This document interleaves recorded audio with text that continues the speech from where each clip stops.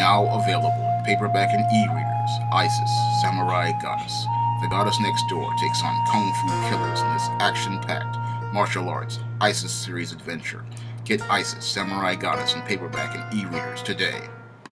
A week after the airing of that horrible episode of the CW's Riverdale featuring Chuck Clayton, I have come to understand why it's important for African Americans to control African American fantasy and science fiction media. And the reason why it's important for African Americans to control the science fiction and fantasy media being produced is because those who control the media are those who control the narrative. And those who spend money to create African American fantasy and science fiction media, like I do with the ISIS series and books like The Temptation of John Haynes, what we do is we are making efforts to control the narrative, because those who control the narrative are the ones who will be able to create media that can present an image of African Americans out there for other African Americans to imbibe. And when you create this type of media, you are creating an image in people's heads of what African Americans are and how African Americans will be represented in science fiction and fantasy media. And when I look at the picture of Chuck Clayton as it was presented on the CW's Riverdale by Greg Berlanti and Berlanti Productions, that's a very dark and twisted picture of African Americans that was presented on that show.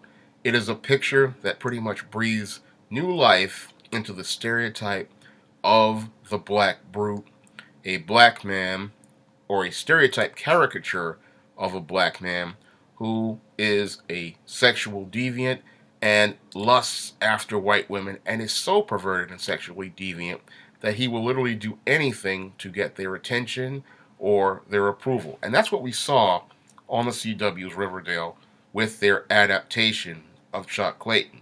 And the reason why we saw that adaptation of Chuck Clayton presented that way is because Greg Berlanti and Berlanti Productions had the money to spend to create their adaptation of Chuck Clayton that fit their view of how they wanted that black man presented. And if any information that I've heard from some sources is true, what's really disturbing about that picture presented by Greg Berlanti and Berlanti Productions of Chuck Clayton is that we had a black female writer writing this. So when we look at that picture, what's really, again, more disturbing about it is that this black female's picture of Chuck Clayton is actually the same picture of a white supremacist view of black men. And instead of them giving us Chuck Clayton, the friendly artist, as depicted in Archie Comics, because they had the money and the resources, they decided to make Chuck Clayton into their view and fit their narrative of what they wanted the character to be. And this is why you need to have people who have the money and the resources creating media, because these are the people who are going to pretty much create the narrative for these characters. And that's why it's important to have the right people using their money to control the media. And this is why it's important for African Americans to have the money creating their own media and creating their own narrative. Because when others are going to create media, they're going to take their money and their resources towards creating media that fits their narrative. And that was clear when that whole adaptation of Chuck Clayton on the CW's Riverdale. Because they had their money, Greg Berlanti had the money, he was going to hire the writer that was going to write the story that fit his narrative and his view. And how is this dangerous for African Americans with science fiction and fantasy?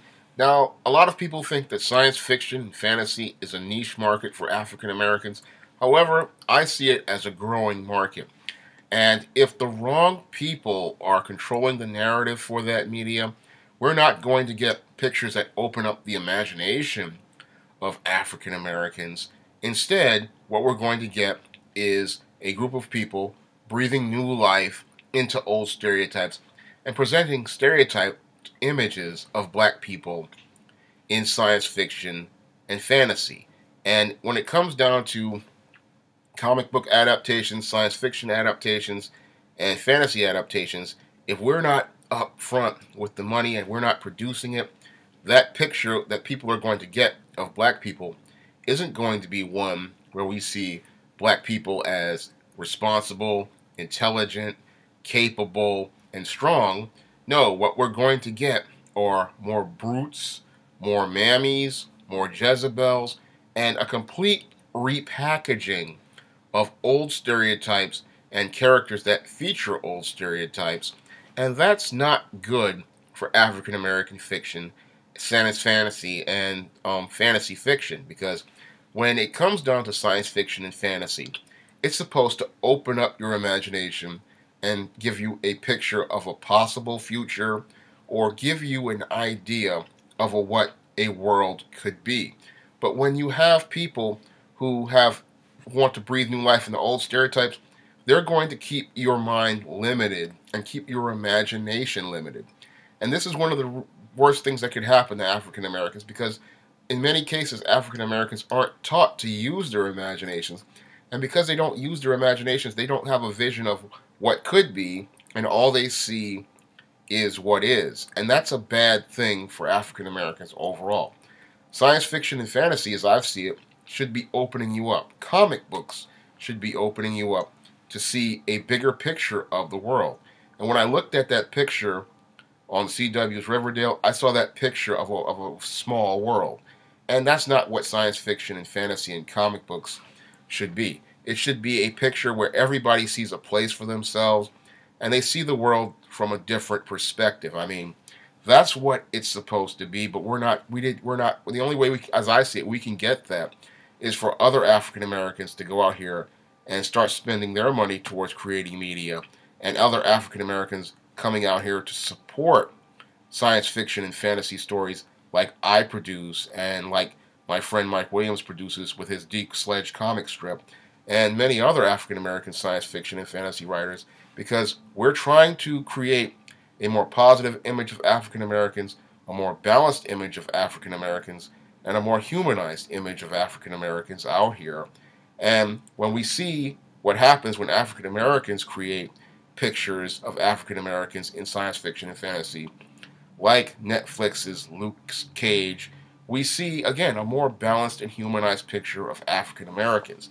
Because when the producers of the Netflix series Luke Cage decided to make their adaptation, that black-owned production company, what they did with the Luke Cage character is they didn't apply many of the concepts that were presented in that original 1970s comic book. They decided to adapt it and make it modern, and they presented a more balanced and humanized picture of Carl Lucas, also known as Luke Cage. And when we look at their picture of Luke Cage, when we look at the narrative of their story, they took this guy who, in the comics, was just a guy who was a hero for hire, and made him an individual who was out to go out and support and protect his community. And that they made that hero the hero for how they saw a hero in their community, not how Marvel Comics saw the Luke Cage character in the 1970s, and not how white people saw Luke Cage in the 1970s. Because the original Luke Cage concept was really a way for them to get some money from the blaxploitation era. But when this black-owned production company took that character and reimagined it in their adaptation, they decided to make him a hero who was out to support the community and protect the community. And they presented a more positive image of Luke Cage and a more humanized image of Luke Cage. And we need more black people, out here producing content and creating content, because, again, those who control the media and those who have the money to create media are going to be the ones who control the narrative for African American media. And we really need those people controlling the narrative for the media of African Americans in science fiction and fantasy. Now, you can pick up some of my African American fantasy and science fiction, such as the ISIS series, the East Team series, and The Temptation of John Haynes on Amazon.com by clicking the link in the description box.